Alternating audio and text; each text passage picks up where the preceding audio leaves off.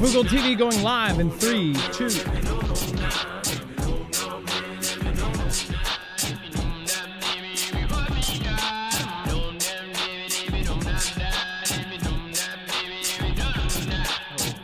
All right, what is going on, guys? It is Adam, aka Marf, and this is Marfoogle TV. We've got a lot to get into in a short amount of time, so let's get into it.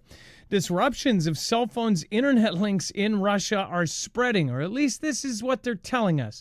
A lot of the stuff that is coming out of Russia, we don't know exactly what is truth and what is not, but if this is true, it is incredibly interesting. A snappy tune by a blogger that mockingly laments his poor internet connection in the southern Russian city of Rostov-on-Don has gotten over 500,000 views on Instagram in 2 weeks. It says, quote, "How to say you're from Rostov without saying a word. Show 1 bar of cell phone service." Pavel Espion raps about walking around the city, smartphone in hand. We have internet until 12 o'clock. And recently, there's been no connection at all. No need to be angry. Just get used to it already. The complaints by Espion and unable to pay electronically for groceries or having to use paper maps while driving aren't isolated to Rostov-on-Don, which borders Ukraine and as homes to Russia's southern military district is targeted frequently by drones. So this does actually make a whole lot of sense. There's electronic warfare going on between the two countries. And the crazy part is this could be us. This could be any of us. And I mean us by us here in the United States. It could be you in the Europe.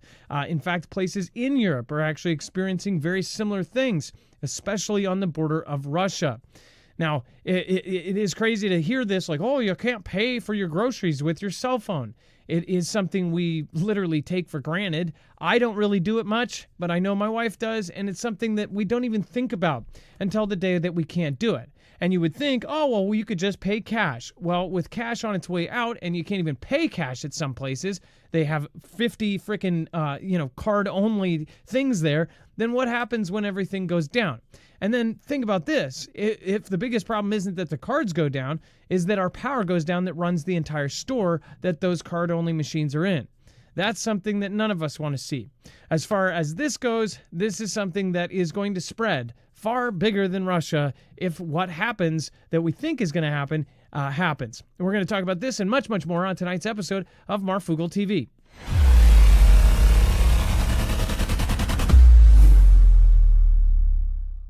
Nothing in this show should be considered legal, medical, or financial advice. The views of the callers can differ considerably and do not necessarily reflect my opinion, Dex's opinion, or anyone else who works with the show. You should always do your own research and consult with professionals. The internet is full of fake news, so please take everything with a grain of salt. If you have not already, it helps us out if you end up going through any of our affiliates, and it helps you out if you end up protecting yourself against cybercrime.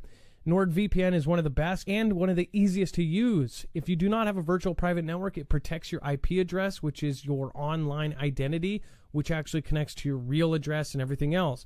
It also connects to you. If you know anything about how they are data logging and basically getting your profiles down, you can prevent that by having a VPN. Nord is, again, one of the easiest. Download it. It's like an on switch and off switch. All you have to do. Go to marfooglenews.com/VPN. Not only will you get a giant discount on this, but you will also be helping us. I appreciate your support, and I appreciate everyone that goes through any of our affiliates. Can't say thank you enough.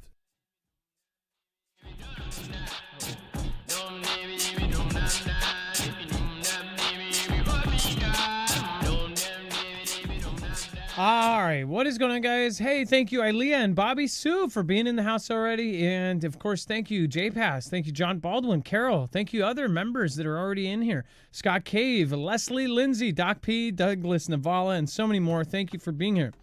Now, another point that they make is ATMs that are not working, taxi and ride-sharing apps that are not working, card payments not going through. These are all things that would cause absolute chaos. Now, these people are used to it going on and off and working on and off. It's really a thinking exercise to think about if this happens to us, and this is what they've warned. They have literally warned that almost every system mentioned has been not only attacked, but has been infiltrated by a country who absolutely will take Taiwan at some point. China is infiltrated into all of the set above systems, and of course, between them and Russia, they have the solar winds attack that still, to this day, experts say they have no idea what kind of backdoors exist, what kind of proprietary programs will be shut down on day 1 or day 0, right? So it's something to think about. All right. And then let's bring my co/internet brother, Dex James. What is going on, and how are you doing today?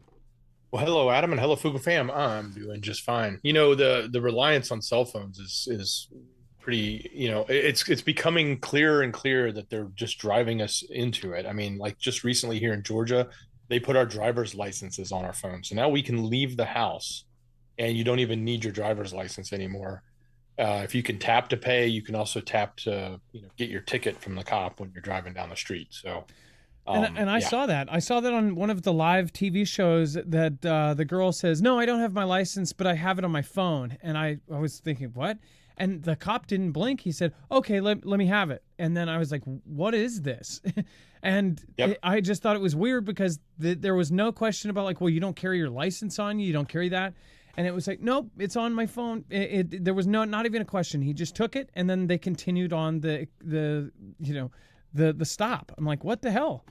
And you still need it if you want to buy beer or get cigarettes or anything like that. It doesn't work at gas stations and restaurants, but it does work for the police You officers. can't take your sister's cell phone or your brother's cell phone or your mom's cell No, phone and go get some beer on Friday night.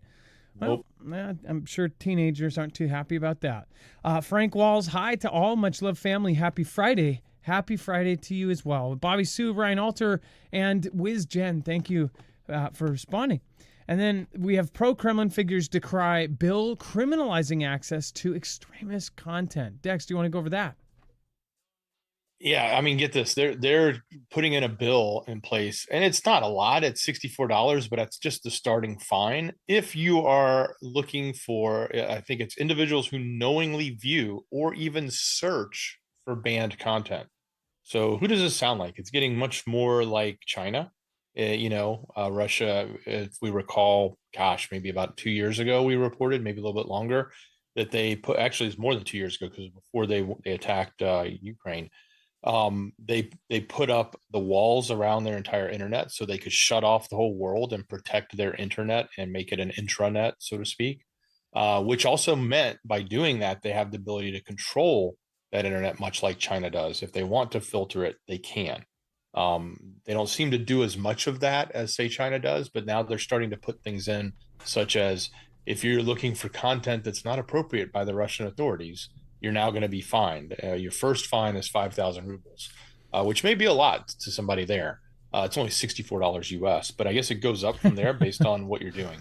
It's crazy the math you would have to do, like to buy, But Tucker but said how are they? $100 for groceries. You're literally Yeah, spending 7,000 rubles for your weekly groceries.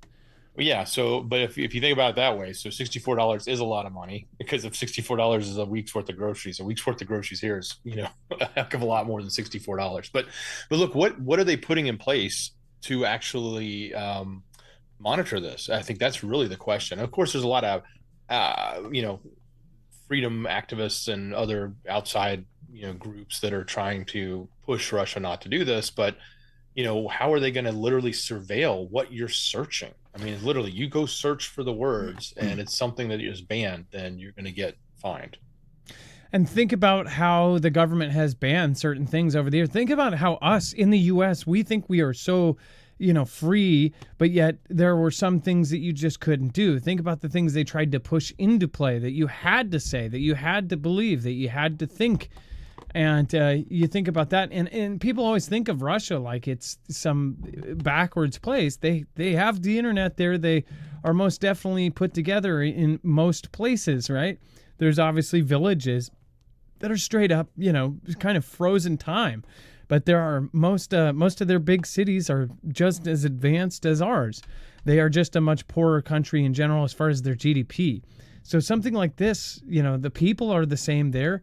Some would say that a lot of them came from tough upbringing because 40 years ago or 30 years ago or 20 years ago, it was a much harder place to live. Dex, go ahead. Well, yeah, and look, this is also when you think about the restriction of cell access at night, turning off internet at night in a war zone, and you start to, and that article we were talking about earlier wasn't just about that location; it was expanding to other locations. Yep. When you think about that, and you think about, oh, all of a sudden now they're going to start banning or putting in systems in place so they can monitor what people are searching for and make sure they don't see what they're supposed to. Those are the types of tactics countries use before they go into war, before they get into bigger wars than, what they've already done with Ukraine. So these are the signs. These are sort of the things that they are doing to get ready for a European conflict. Okay, so there's also a big thing that's going on in China right now, and this is something that both of us tried to verify. And there's a lot of rumor and speculation about it. Again, even Grok said that this might actually be happening, but it's a very hard thing to tell because it's China.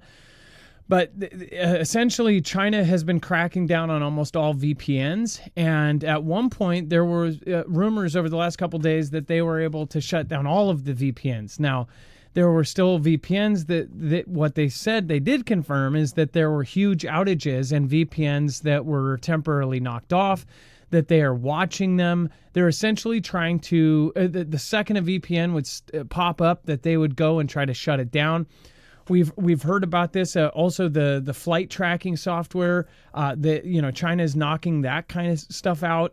They don't want anybody tracking their flights, and then knocking the VPNs. So if you close down your internet and do things like that, which we just covered, China is basically trying to make their internet more of an intranet, and they are literally clamping down.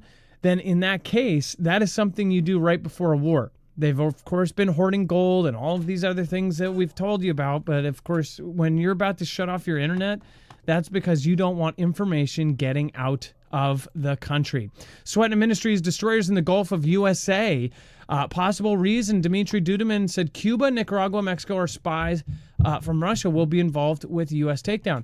So I would not doubt that, and I know Cuba, Nicaragua, and I'm sure Mexico has some sort of part in it, or some people in Mexico.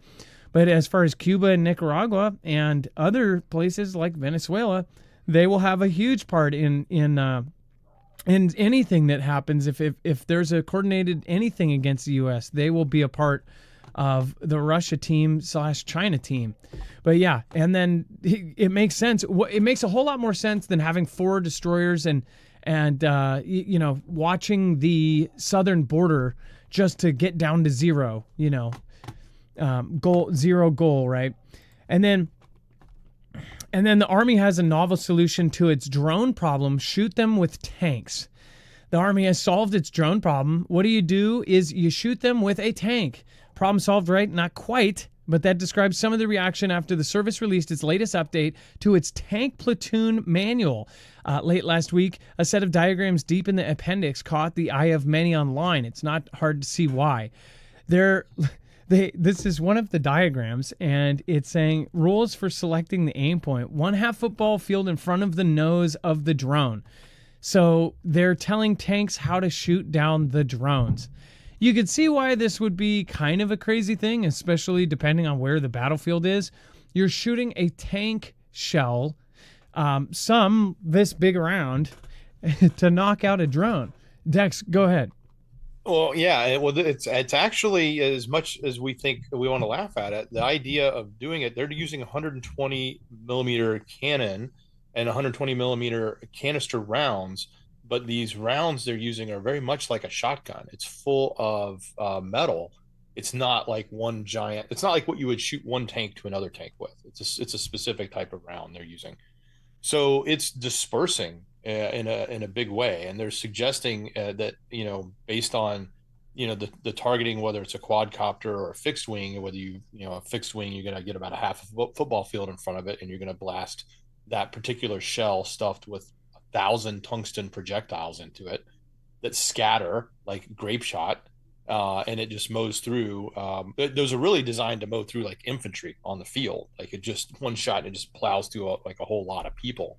But in this case, they're saying they can reuse that and put it and target it in front of a drone. Or if it's a quadcopter coming directly at you, or if it's in movement, you can just have your aim point is just slightly off because they don't move as fast as, say, the fixed wing. So I still think that this is kind of crazy. It's kind of humorous, but it's kind of like the guy in the backyard with a shotgun saying, "Yeah, I'm gonna put buckshot up and take down the drone," which technically works. Well, and the thing is you look at like swarms. The bigger the swarm, I would think the more this would work, right? Especially if it's like buckshot. It's like you just go right into the big swarm and just start knocking them down. Then they would start knocking out other ones. It is, yeah. The thing is drones are something that it was such a simple thing. I mean, we've had remote control planes and remote control helicopters for most of my life. They used to be so much more expensive. Now they've turned into this mass production thing. And of course, like anything, they've weaponized them, right? So it's something like this. It's just so crazy that we can essentially hit a person's head through a sunroof in a car on the other side of the world. But one of our biggest challenges is hitting essentially what the same thing is what consumers fly around with their kids at the park. That has become the big freaking thing. Go ahead, Dex. Well, yeah, and not only has it become the big thing, this also proves it's the big thing because they're putting it in a portion of the manual that is called the simple immediate action drill. So these are like the core principles of tank, mastery. Like these are the things that they all learn that are just like quick, simple, short, easy to memorize instructions. So they know how to always do them as opposed to the more complex things, right? So this is being placed in that portion of it.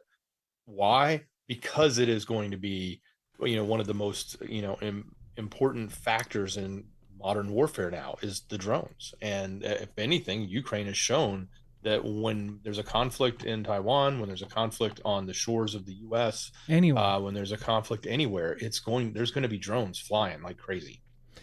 And that's just, I mean, it's really, really crazy to think about. Our image of like, Red Dawn of paratroopers dropping in is not going to be the scene. We're going to hear buzzing. If we ever get invaded here in the U.S., it will be like all of a sudden you'll just hear that times 1,000. And then all of a sudden you'll see drones coming in and just picking targets and picking people out and just going, vroom, psh, psh, psh.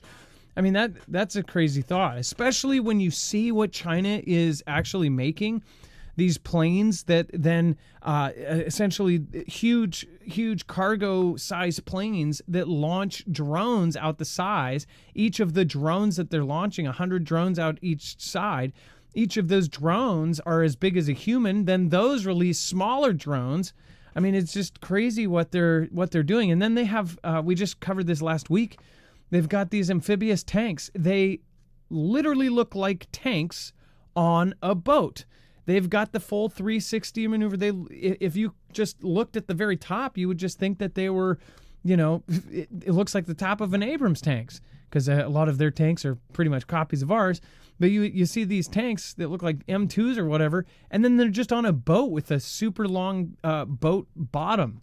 I mean, it's like a mermaid tank or something. But these things can not only fly across the water, right when they get to land, they drive right up.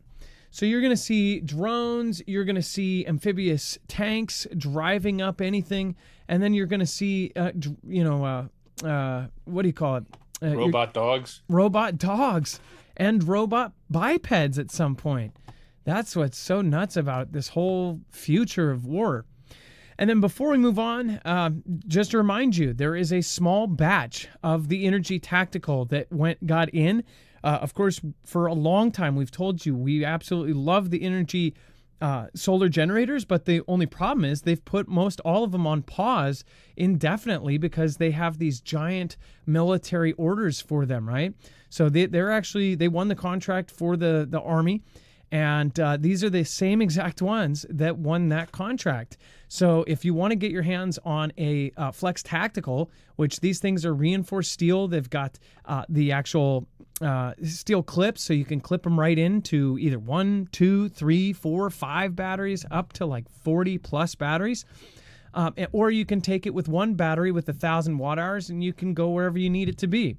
They hook up to solar panels, or they can charge from the wall, or they can, again, quick charge with the appropriate mods. The mods are even on pause right now. So yeah, the main generator though is what most people need. They would just get that and either 1 or 2 batteries just to be set. That's what most consumers will end up getting. But again, it is also ready for weather. It is ready for pretty much anything. These things are made for the Army, and they are made to be tough. So they are front-loaded in the U.S. Everything there, they're making sure. The reason why they won the Army contract is that these things are, the whole thing is that they're not going to be able to be hacked or turned on from somewhere else or turned off from somewhere else. So go check it out. Again, marfooglenews.com/energy, INERGY, code Marfoogle. Once that batch is gone, they are gone. We haven't seen a batch for a year, I believe. So if you do want to get one of those, make sure to get in while you can. All right. And then we have Russia says NATO threatens World War III in latest deterrence plan that could take down Kaliningrad faster than ever. Dex, do you want to go over what is being said? Yeah, certainly. So, look, Russian officials on Friday, pretty much every day this week, Russian officials have been clapping back at the West, but they've clapped back specifically at the recently announced NATO deterrence plan that it looks to unite the alliances and the ground response capabilities in the NATO areas. And they're particularly worried about the vulnerabilities posed by the highly militarized enclave in Kaliningrad. So if you guys remember in geography there, up near Latvia and Estonia and just above Poland, below those countries and above Poland is a small little area that's called Kaliningrad. That is Russia, just little piece of land that is Russia in the midst of all of that. So that's heavily militarized on both sides now. And I think that's what's really a big deal to them. Warnings rang out from the halls in Kremlin as one official warned that a deterrence strategy announced this week by the U.S. Army Europe and African Commander General Christoph Donahue amounted to a plan to unleash World War III with a subsequent global standoff and no winners. An attack on the Kaliningrad region will mean an attack on Russia, with all due retaliatory measures stipulated, among other things, by its nuclear doctrine. Of course, we've heard the nuclear doctrine talked about all week long. Every day they've brought this up. So again, today, they bring it up on Friday. This is not a repeat of yesterday's news. So chairman of the Russian Parliamentary Committee on International Affairs was talking to one of the media outlets and saying this. So they're obviously amping up what's happening between the West and Russia, specifically in Europe, on whether it's the lines around Finland, the lines around Belarus, or very specifically all the surrounding lines that are around Kaliningrad here. It's really getting hot for the tension and the rhetoric at the moment. And then from Australia, Heath Spear, you've been here for a really long time now. I would say at least a few years. Thank you, Heath, from Australia. Thank you for the super. Thank you. I appreciate that. And then Doc P, Monk Searcher, another old school Foogle fan. We got Sean Carter, old school Foogle fan. Lori, thank you for being here. LAPD SWAT, another old school Foogle fan. The Wiz Jen, thank you. Thank you, of course, Goddess Thorn and Apophis, one of my favorite names in there. Colonizers need a distraction. Ant robots, think about it. Judy Bailey, that's not too crazy if you understand why. Hey, Rhiannon S. Hey, nice to see you, Rhiannon S., one of my favorite people. All right. And then, ant robots is not too crazy. They've done insect robots we just recently covered where they're taking real insects and then putting robotic parts into them. Bees, in fact. And think about if they not only weaponize those, think about if they could fly right in your window without knowing, or surveilling you without you knowing. You hate those pesky bees, but what if they're just sitting up on your roof? It will bring new meaning to, I would love to be a fly on that wall.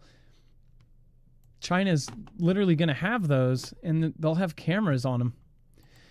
And no time to waste, NATO chief urges rapid industrial mobilization. So this is... I've been warning friends and family for a long time, and the warnings go unheeded because if you really think about it, the mainstream goes on these kind of roller coaster rides of telling people that the end of the world is tomorrow, and then they go, "Ha, psych, we're just kidding. It's fine." To warn the same way that we've warned is to warn in the long term, to really watch where this is heading, to understand that this isn't a wedding that's being planned, and those take months, sometimes years. We're talking about a world takeover. We're talking about a world-changing event that will change the powers that be, that may displace number 1, 2, and 3 into different spots when they're done.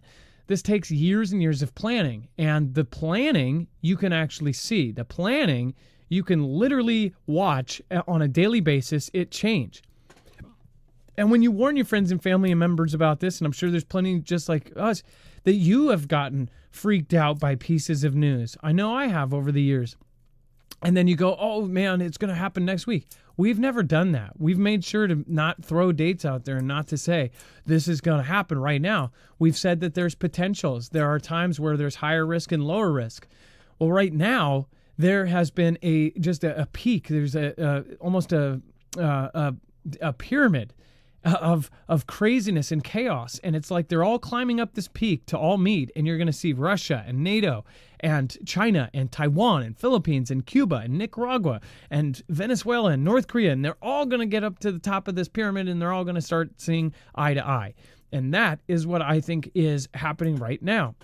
They are producing the time frame from 2025 to 2027 for the start of this war. Makes absolute sense. It makes sense that there were quiet secret warnings from military leaders to actually tell their people by 2026 or 2027 that we would be at war with China. That makes ultimate sense, especially now that you have the U.S. potentially putting in a system that will put a stop to all of it and weaponize space. Just the fact that our country is putting in weapons publicly and saying that we are weaponizing space now, we are going to put in something that's going to basically put mutually assured destruction to bed, then you can almost guarantee any country that ever had their eyes set for number 1 is going to try to shoot for it before they can not be stopped, right? But they're saying as the U.S. and its allies in Europe pledge to ramp up defense and spending amid mounting global threats, the Supreme Allied Commander of Europe is calling on industry to deliver real capabilities to the field in record time. Do you remember when I told you about all these contracts? And I've been following all these contracts, and I've been absolutely blown away. The thing is the news hasn't been covering half of these contracts. In fact, more than half. Where normally 7 or 8 years ago, I would see a contract for, say, amphibious, APCs, the personnel carriers, right? These things that would essentially carry 7 or 8 troops in them and go from place to place. You'd see a contract like that, and it would say, oh, here's the contract. We're going to give the contract to so-and-so company, and this is going to be for 2034 or 2035. It will be 10, 15 years out. And you're like, well, that's obviously no hurry. Now you see that places like Romania are literally installing the Iron Dome system. You've got places, Lithuania and others, you've got the Mistral air defense systems. You've got contracts that are not only getting put in place because they've got to spend their 5%, oh yeah, they're going to do the contracts because they're trying to get up to that 5%. Well, that doesn't mean they can't spend their 5% and have that be ready in 2030 or 2035.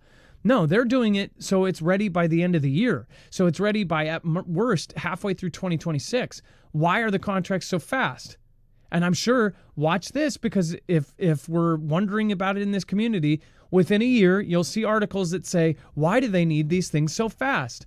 You'll probably see Zero Hedge do pieces on, why do they need these contracts so fast? And they'll put together a whole list of the things that I've probably already covered. And I've shown you all these different contracts that it's like, hey, they only want this to be done in 6 months, not 6 years. And you'll probably see these articles in the future, and you'll think back and you go, oh wait, yeah, that's exactly what they were talking about on Marfoogle TV. I'm telling you, it's something that it's just so obvious what is happening right now. And then meanwhile, we get all of this bad information. We get all sorts of folks telling us you've got who knows how many millions of the people online are fake cell phone farms saying, oh, don't worry about it. It's fine. Oh, they're just fear-mongering. Well, again, if you've been paying attention for the last 5-6 years with all the tens of thousands of people coming in here, purchased land right next to our bases, destroyers on our frickin' southern border, actual orders saying repel invaders, and a system that's supposed to essentially defend cities, not infrastructure, defend U.S. cities from missiles, just as if it was Israel, then you probably guessed something bigger is on its horizon, right? At least that's what most of us think. You can let your opinion be known down below. But again, they're saying no time to waste. They need mobilization. They need to basically urgently make everything up to speed with Russia right now. We just talked about this yesterday. Dex, how much compared to NATO and what they earn, and then compared to Russia, what are they making compared to NATO as far as ammo? And what, who's So, like, providing four times the amount of ammo, like a year. So 4 or 5x the amount than all of the Western nations combined. Russia's making, and they're making it with a very small fraction of the GDP of those nations when you combine them. And when you think about that, they are fighting Ukraine. Who is providing everything for Ukraine? All of those Western nations. So why are they outperforming? You would think that they could be on par with Ukraine, producing about the same and be doing the same, because they're virtually at this kind of stalemate. So if Russia is only using 1/4 of that to battle this Ukraine thing, what are they using the other 3/3 for, right? What are those other thirds being hoarded for? It's pretty clear they're being hoarded for something else. Why are they still building these mobile nuclear bunkers? That wasn't just like a crazy story. They're still building these things. They're putting into place all sorts of bunkers in almost all of their cities, and it's all supposed to be for, Ukraine coming into their country and blowing up everything. I don't believe it. What do you guys think? Let me know in the comments down below. Wings and Wags Patriot says, I'm usually a lurker, but never miss a show. Moving isn't easy or cheap, so I hope this helps, Marv. Hey, thank you, Wings and Wags. I appreciate it. It has been an absolute nightmare, and already pulled my back, and it sucked. So thank you, guys. I appreciate it. And I appreciate a couple days ago, I was not able to even get out of bed for a whole day, so thank you. Bone Score, thank you. And then, of course, Sean C. and, of course, K. Parker Frazier and Susspot. We are spending more money on military than any other country. Don't lose hope so fast. Well, when money... Here's the thing. Do you remember when we spent all that money and we gave it to Ukraine, and then we're like, oh, yeah, by the way, we totally did the math wrong, and we actually have another $6 billion available. To me, I think that a lot of that money that we're spending is not necessarily going to the right places, or at least it wasn't for a while. So, when they look at how bloated and inflated our prices and the things that we're spending, I mean, would it not make sense? You're talking about Boeing, Raytheon, Northrop Grumman, General Dynamics, and then I always forget the last one. All 5 of these main companies, and if you look at how they break down, they absorbed Lockheed. Thank you. Lockheed Martin is a big one. All 5 of those companies literally absorbed and gobbled up almost every independent military company out there. There's actually graphs out there. You'll see. Just take Boeing, for example. Boeing absorbed 150 smaller companies. Lockheed, same thing, 220 little companies, and they all have this like family tree, only it's reversed. It's like Lockheed's the great granddaddy, and he just gobbled up his kids. It's a weird way to put it, but you understand what I'm saying. Imagine a family tree that goes all the way up to Lockheed Martin, and then all the kids are wiped out. And then Lockheed Martin just has all of those kids in it, like 20 generations. That's what they've done.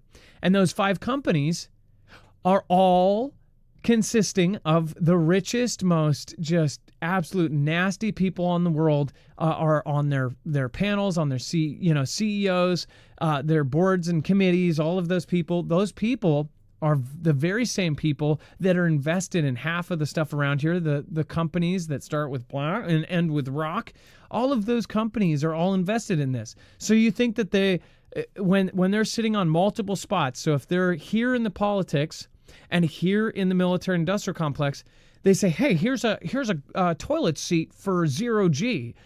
We could charge, it actually costs about $14.85, because we can buy, make it in bulk, and we have all the materials here. What should we charge for it? You know what? Let's have a board meeting.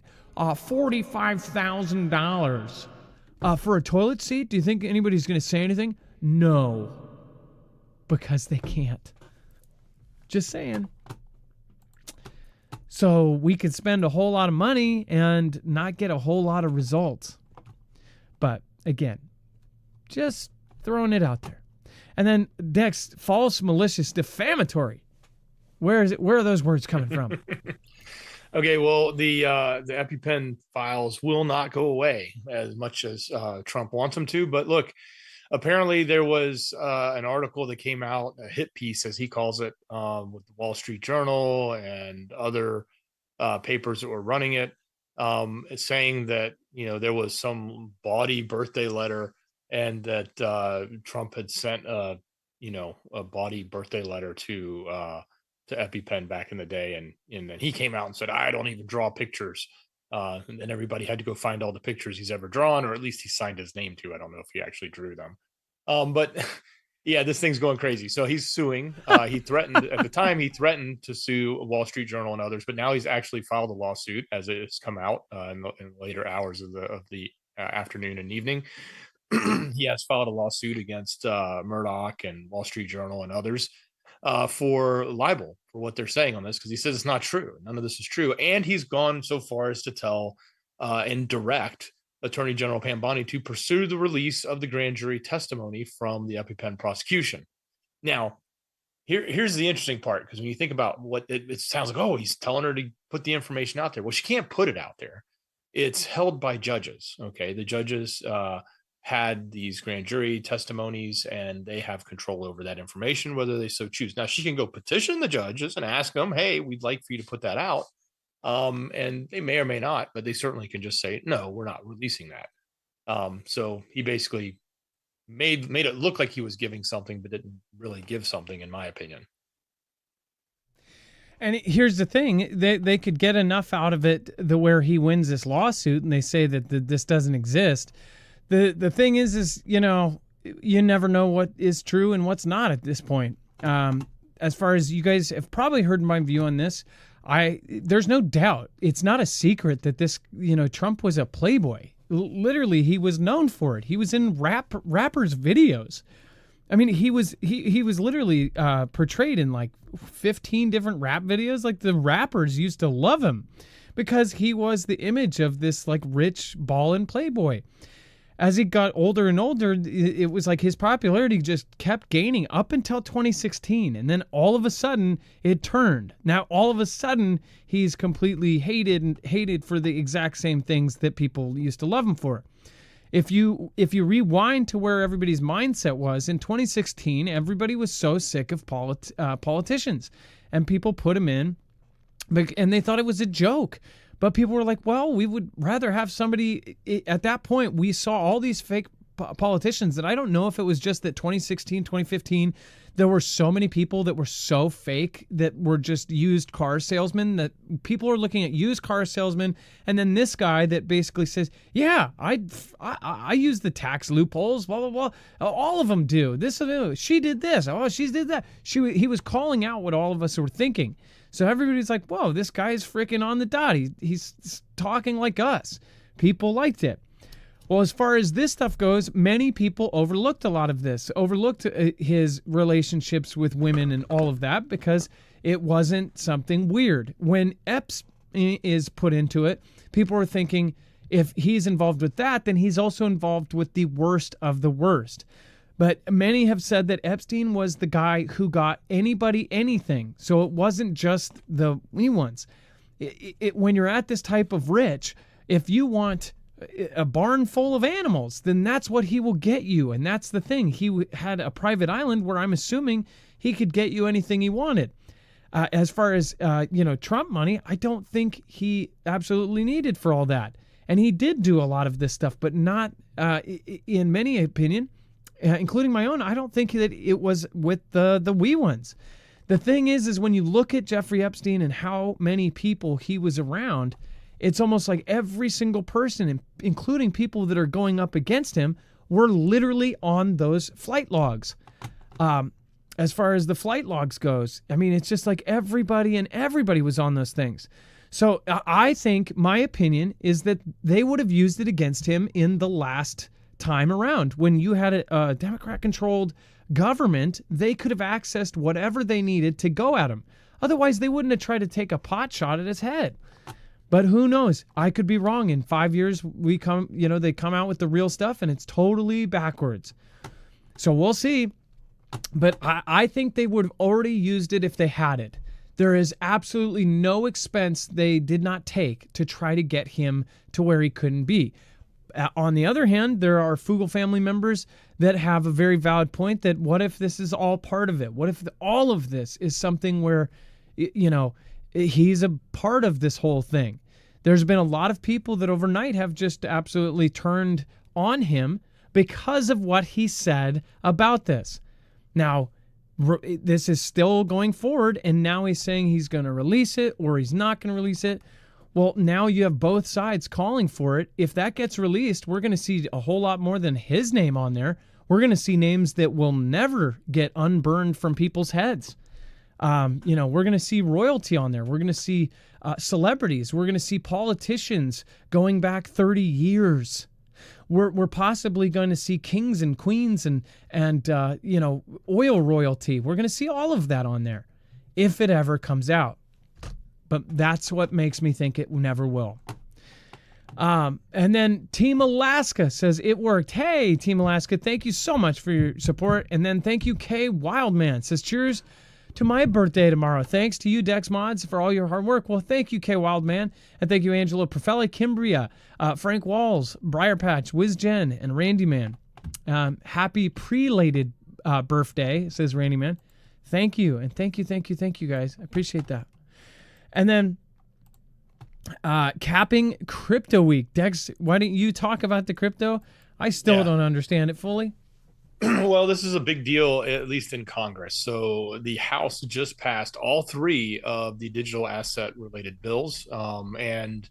For those of you that are in crypto or have any understanding of it or even have concerns about it, this would be good to understand what's going on. So the first one they passed, and mind you, this has got to go to the Senate and then it's got to get signed by the president. So it's just the first step, but it's a big step when something gets out of Congress. So the Genius Act, this is a stable coin bill. And if you don't know what a stable coin is, that is like a cryptocurrency that is backed by, say, the US dollar.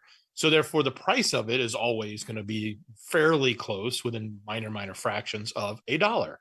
And people in the crypto community use that. So maybe they buy some Bitcoin and it goes up and then they want to sell it. So they'll sell it and move it into a stable coin. So they know it'll be stable and it won't change price. And maybe they'll wait. Bitcoin goes down. They'll buy some more and ride it back up if they're lucky. Buy low, sell high. It's the dream, but it never works out that way, at least not for me. But look, it's a big deal because now banks can do this. A whole bunch of licensing is available for all the other capital management companies and things like that to be able to issue and manage stable coins. So it is a big deal for the crypto market. Then the Clarity Act passed. This is also it will give banks and more ability to work in spot trading and working with digital commodities. So, and then the third one that you should know about is the Anti-CBDC Surveillance State Act. So this one, they say, will probably have the biggest challenge. So the first two I talked about were voted in by both sides significantly. This one went down the party lines. Which means I don't trust it. Yeah. So this one was only the Republican side that made it through, which means when it gets to the Senate, it's going to have a harder time. But it's the anti-CBDC. So for those of you that don't want to see a central bank digital currency, that's what CBDC is. This was a law that was going to make sure that that wasn't going to happen, and leave currencies out, or at least leave digital currencies outside the control of the central bank, in all various forms of crypto. So this did pass the House. The question is, will this last one make it through the Senate? And I think that's probably one of the most important of the three, for those that are worried about CBDCs. So when Julia says trust the crypto, it really is good. Do you trust the stable coin? That's what I don't understand about this. Well, let's say if both sides want this, I don't. Yeah, well, trusting it, meaning do you trust the value of it, is what I would think when it comes to a stable coin. Is that what you're referring to, or are you just trusting the fact that it works? Julia says trust the crypto, it really is good. Yeah. I understand a lot more about crypto than I did when it first started. And when I missed out on $13, it was a the main one, Bitcoin. Yeah, Bitcoin. Bitcoin was $13, and he says, "Hey man," and I just got $1,000 bonus from my work for Christmas, and I was picking up food at a bar, and the guy, my neighbor, who is the landlord's son, told me, "Oh, you got to do this," and he was in his like freaking pajamas, and he's trying to tell me about this thing. It's invisible, nobody knows who makes it, you don't hold it, and he's like, "Yo, you could spend $1,000 on Bitcoin, it's only $13, heck, just buy yourself 10 for 130." And I'm like, "Yeah, oh yeah, I'll look into it." Never looked into it again. It was like a few years later, it was like $30,000 or $10,000, and I'm like, oh, and then it was like 30, then it was 50, then it was 100. Really thinking about, like, if I spent all $1,000 and said, hey, because I didn't need the money at that point. I had a really, really good job, and the $1,000 bonus, I just wanted to go spend it on something cool for my kids or do something. And I of course regret it. But at the same time, I've never understood that they didn't know who made it, and they didn't know this and this and this and that.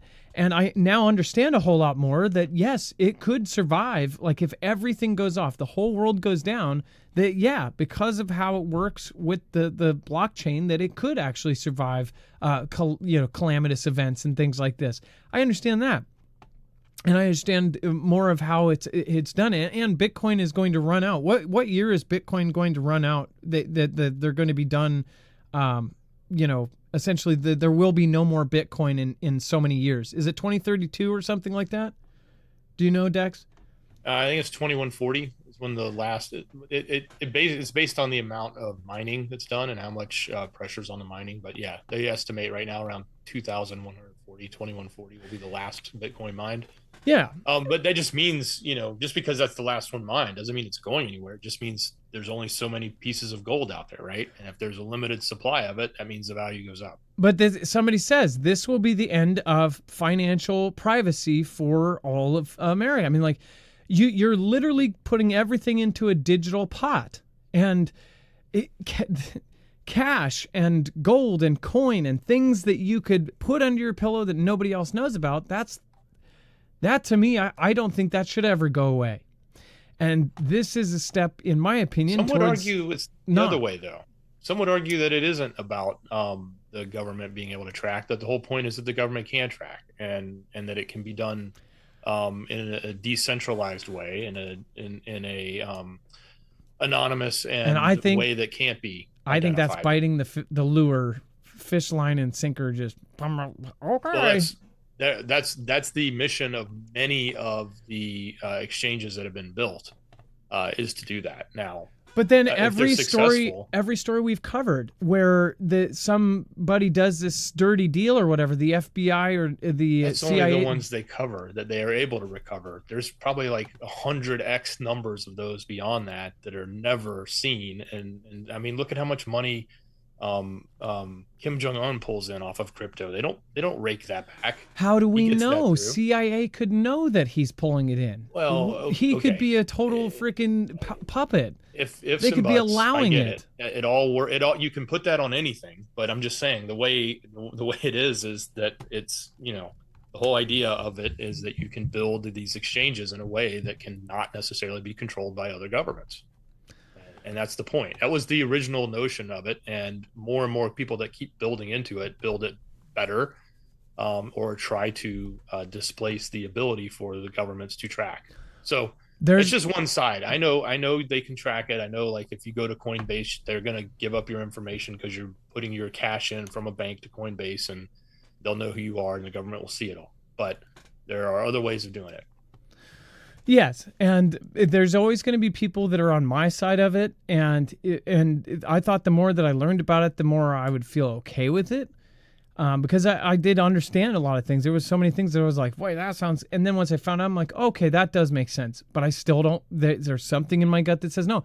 And all of the crypto folks, and people are hardcore about crypto, including some of my best friends. I think that me and you have always been on the opposite ends of the spectrum as far as crypto goes. But some of my best friends, they take offense to it almost. You talk badly about crypto, you're an idiot, and I guess I feel like it's just something I've never trusted. Yeah, I totally get both sides, and I can argue both sides. But I just know that that the mission of what people are trying to do with decentralization is to keep the government out and to be able to have an environment where people can trade without the government having their hand in, or the banking system having their hand in. I mean, like right now, if you want to trade, it's the central bank that controls everything. But is that so they can launder their own money? Is that so the government can put look at all the money that went off to the side during all of these fraudulent things that were going on? Look at how much fraudulent stuff that was happening. It's so they could use it too. If you make a washing machine, for the public to use, you don't think the government's going to wash their clothes in it too? I'm sure they will. Yeah, no, I get you. As far as and then the CIA, how much they've just under the tabled. So how much under tabling goes in the government? It makes sense that there would be something that would still be under the table. There would be a way to do this under the table, because otherwise, how would the U.S. government be able to bring briefcases of money to the Middle East and essentially give out cash to, tribes in the Middle East? They can't bring cash once we go cashless. I mean, what happens right now? Right now, you have CIA go with briefcases of hard, cold U.S. cash, and they give it to these tribes to cause chaos in other countries, to do regime changes and things like that. That has happened. We know for a fact. So I guess that kind of puts me at ease that you know that there's going to be a way to do this without tracking it, because the government has to do it without tracking it, right? Right. Well, and they currently don't kid yourself. The government doesn't necessarily send stacks of cash for private transactions anymore. If the party they're dealing with in Africa or wherever it may be wants crypto, then the government will go take a stack of cash and convert it into crypto, just like the rest of us do, and send that crypto over to them in whatever form they want, and make the deal done. And they don't have to fly a plane and worry about somebody picking it off and losing all that cash. And then before we talk about the warning that just went out, I do want to remind you guys, make sure to go check out EMP Shield. This is a device that can protect your cars, trucks, motorcycles, boats. The new ones can actually protect your Starlink if you're one of the few that actually still has them. Has them. Actually, a lot of people have said that they're hard to get now, or harder to get. I don't know if that's true. But if you have the Starlink or any kind of modem you want to protect, and they have now modem versions, fiber and Ethernet protection. And then, of course, they have the home versions. They have the solar and generator versions, of course. And then, of course, the car version is their most popular. This is a device that can be easily wired into your car, and it will protect your car against any kind of EMP or electromagnetic pulse attack from any adversary. And it can protect you against a Carrington-level event from the sun. Go to marfooglenews.com/EMP. Make sure to use the code MARF. You'll save $50 off per device, and you will help out our channel at the same time. More so than anything, please share us out. Get us out to everybody you can, especially with videos like what we just put out on the news, because I hope that word at least spreads, which is bringing us back to point one. This is an alert that just went out, and they are saying that retired members of special operations, anybody that was in Iraq and Syria, is now being alerted to a huge thing that is going on. They're targeting specific people and retired specialists that were in the military and that served during this whole period of the Syria and Iraq conflict. Now, most of this is to retired members. They're threatening them with terrorist attacks, right? Now, there is an actual alert. We actually covered that over on Marfoogle News, and you can read the whole thing. It is over on our website as well. But again, U.S. Army Special Operations Command issued a warning on Thursday to some retired senior military personnel who served in Iraq and Syria that they were the target of a possible terrorist threat. Now, I wonder, could this be a Fantastic Freddy? Could this be something that kicks it up a notch and all of a sudden we're in a freaking war like we've never seen because something happens in Florida, because a bunch of guys get taken out all at once? That's why you got to be really, really aware of your, of your surroundings. You have to be situationally aware. The alert circulated to those now living in Florida. Neither specified what kind of threat or which group was involved, nor which country or entity provided the information, but officials deemed it credible enough to issue the warning. So I do think it's strange that they don't tell you what group, what country it was involved from, where this came from, nothing. They just say, warning, be aware. That to me kind of says this is a little odd. It's definitely odd. We've never seen a warning like this in years. I've never seen anything like this specific warning. Yeah, and it's called a duty to warn, a notification, duty to warn notification. I've never seen one before. It's not to say they don't exist, but they're not like very common, at least, and not necessarily publicized in this way. So, it makes you wonder how much of this stems from what the escalations in the Middle East with Iran and many of these organizations and groups may be backed or tied to them. Could it be part of that? Obviously Syria and Iran were very, very tight. Iraq often had a lot of Iran in it back during the day of the Gulf conflicts. So that there was a lot of influence there too. So you could see that a lot of this could be stemming from Iran, or it could just be a narrative being created, like you said, and it could just be part of a setup for, an inorganic thing that's going to happen. Now, thank you, Heath Spear. Again, I saw your other cup of coffee, super there from Australia. Thank you so much. Sweating Ministries, thank you. Frank Walls, hi to all again. Thank you. Team Alaska, and then thank you. Wings and Wags Patriot, thank you so much. And then thank you to K Wildman. Thank you, and thank you. Thank you for all the support today. Thank you to the members today that joined. Appreciate it, Bill. And thank you, Stephen. I appreciate that. And then thank you to our wonderful mods. Make sure to go support them over at marfooglenews.com/friends. You can find all of them there. Not to mention, you can find all sorts of great other creators. Again, Jacob's Ladder, Jacob just changed his name. It's no longer Jacob Israel. It's now Jacob's Ladder. So go check him out. Again, you could probably guess why he had to change it with all the stuff that's going on. And then so many others. So make sure to go check them out. Thank you, Dex, for your service today. I appreciate you. Oh, much love. Great job, brother. And then Delta Wildman, which I'm guessing is K Wildman. Thank you so much for being number one. Wings and Wags Patriot, thank you for being number two on the top fans, the XP for chatting. And then AK Steve, wish I knew what that was. Again, I'm pretty much sure I know who that is. And then Heath Spear, number 4, Sweating Ministries, Frank Walls is 6, James Bobby Sue, number 8. And then thank you, Dr. C-Mac. Thank you guys, and I appreciate it. You guys have a wonderful night. And then WizGen, can't forget, number 10. And Angelo Perfelli, Julie Bailey, and so many more. Thank you so much. All right, you guys, have a wonderful night. It is now time for the shoutro. It's not an outro. It's not a shout out. It's a shoutro.